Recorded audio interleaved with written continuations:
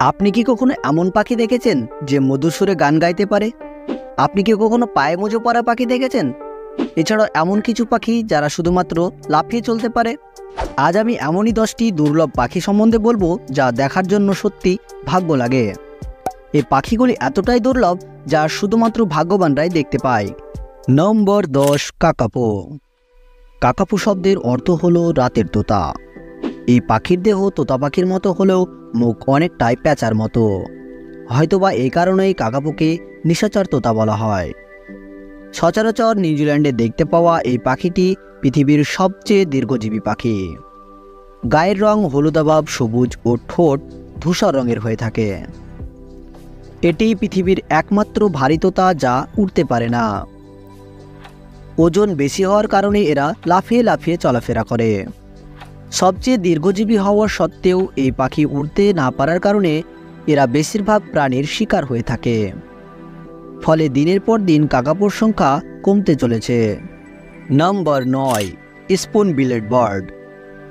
রাশিয়ার সাইবেরিয়াতে দেখতে পাওয়া এই পাখিটির চামচের মতো ঠোঁটের কারণে সবচেয়ে বেশি বিখ্যাত। এরা আকারে তুলনামূলকভাবে ছোট হয়। এই পাখিগুলি সাধারণত সমুদ্র সৈকতের কাদা পানি থেকে পোকামাকড় ধরে খেয়ে বেঁচে থাকে। শ্যাওলা বা খাটো উইলো গাছে এরা ঘাস দিয়ে বাসা বানিয়ে ডিম পাড়ে। শীতের সময় এই পাখিগুলি উপকূল বরাবর উড়ে এসে মায়ানমার ও বাংলাদেশের উপকূলে বাসা বাঁধে। বাংলাদেশি বন্ধুরা এই পাখিটিকে কখনো দেখেছেন কিনা তা কমেন্টে অবশ্যই জানাবেন। নম্বর 8, অরেঞ্জ বেলিড প্যারট। অনেকটা টিয়া পাখির মতো দেখতে এই পাখির নাম শুনে হয়তো বুঝে গেছেন কেন একে অরেঞ্জ বেলিড প্যারট বলা হয়। পুরো দেহ সবুজ, ডানায় কিছুটা নীল রং এবং পেটের অংশটি কমলা হয়ে থাকে। এই পাখিটি একটি নতুন প্রজাতির পাখি। দক্ষিণ অস্ট্রেলিয়ায় দেখতে পাওয়া এই পাখিটি তোতা পাখির একটি ছোট প্রজাতি। এই পাখিটি শুধুমাত্র 8 ইঞ্চি হয়ে থাকে। নম্বর 7, বালি ময়না।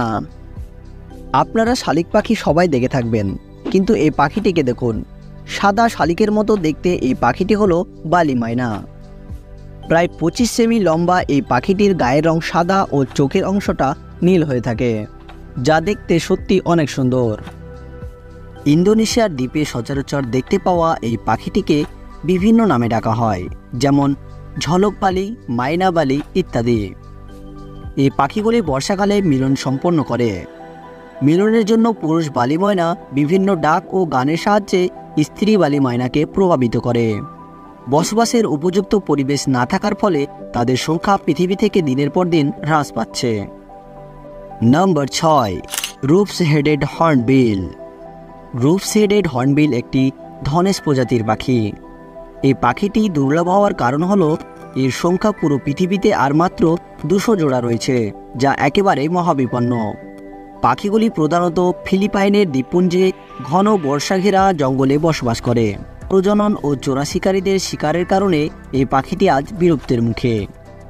নম্বর 5, ব্লু আইড গ্রাউন্ড ডভ। আশেপাশে তো ঘুঘু পাখি আমরা সবাই দেখেছি। ঘুঘু পাখির মতোই দেখতে নীলচোখ বিশিষ্ট এই পাখিটি হলো ব্লু আইড গ্রাউন্ড ডভ। এই পাখিটি সাধারণত ব্রাজিলে দেখা যায়। সচরাচর ব্রাজিলে দেখতে পাওয়া এই পাখিটি এতই দুর্লভ যে বিজ্ঞানীরাও ঠিকমতো এর আচরণ সম্পর্কে জানতে পারেনি, যা সত্যি অবাক করা একটি বিষয়। সত্যি বলতে ভাগ্যবানদেরই কপালে এই পাখিটি দেখা দেয়। নম্বর 4, super liar bird. Super liar bird সবচেয়ে সুন্দর পাখির মধ্যে একটি। অস্ট্রেলিয়ায় দেখতে পাওয়া এই পাখিটি বিভিন্ন অদ্ভুত আচরণের কারণে বিখ্যাত। এর মধ্যে উল্লেখ্য হলো এর নকল করার ভঙ্গি এবং সুন্দর গান গাইতে পারা। আপনি হয়তো ভাবছেন তাহলে হয়তো এটি তোতা পাখির একটি প্রজাতি, কিন্তু জানিয়ে রাখি এটি তোতা পাখির থেকে অনেকটাই আলাদা। পুরুষ সুপার লায়ার বার্ড স্ত্রী পাখিকে আকর্ষিত করার জন্য মধুর সুরে গান গায়, কিন্তু এই সুযোগে বিভিন্ন শিকারীর পাখিটিকে শিকার করতে সুবিধাই হয়। সম্ভবত এই কারণের জন্য এই পাখিটির সংখ্যা আজকে অনেকটাই কম। নম্বর 3, super bird of paradise. Super bird of paradise এমন একটি পাখি যা হয়তো আপনি প্রথমবারই দেখে থাকবেন। সাধারণ অবস্থায় তো এই পাখিটি অন্যান্য পাখির মতোই, কিন্তু যখন পাখিটি নাচ করে তখন এই পাখিটি যেন দ্বিতীয় রূপ নেয়, যা সত্যি রোমাঞ্চকর। পুরো সুপার বার্ড অফ প্যারাডাইসের মধ্যেই শুধুমাত্র এই অস্বাভাবিকতাটা দেখা যায়, যা প্রমাণ করে পুরুষরাই প্রকৃতি সুন্দর। Number 2, secretary bird. Secretary bird হলো একটি বড় আকারের শিকারী পাখি। আফ্রিকার সাহারা ও সাভানায় দেখতে পাওয়া এই পাখিটা তেমন কিছু জনপ্রিয় না থাকলেও এর উচ্চতা একে বাকি পাখির থেকে আলাদা বানায়, যা প্রায় 3 থেকে 4 ফুট লম্বা হয়ে থাকে এবং এদের পা দেখে মনে হয় যেন এরা মুজো পরে রয়েছে।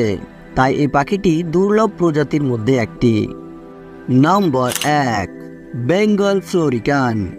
বেঙ্গল ফ্লোরিকান পাখিটিকে বেঙ্গল বাস্টার্ডও বলা হয়ে থাকে। সচরাচর নেপাল ও ভারতের পশ্চিমবঙ্গ ও উত্তরপ্রদেশে দেখতে পাওয়া এই পাখির বর্তমান মোট সংখ্যা প্রায় 1200-এর কাছাকাছি, যা অনেকটাই দুর্লভ।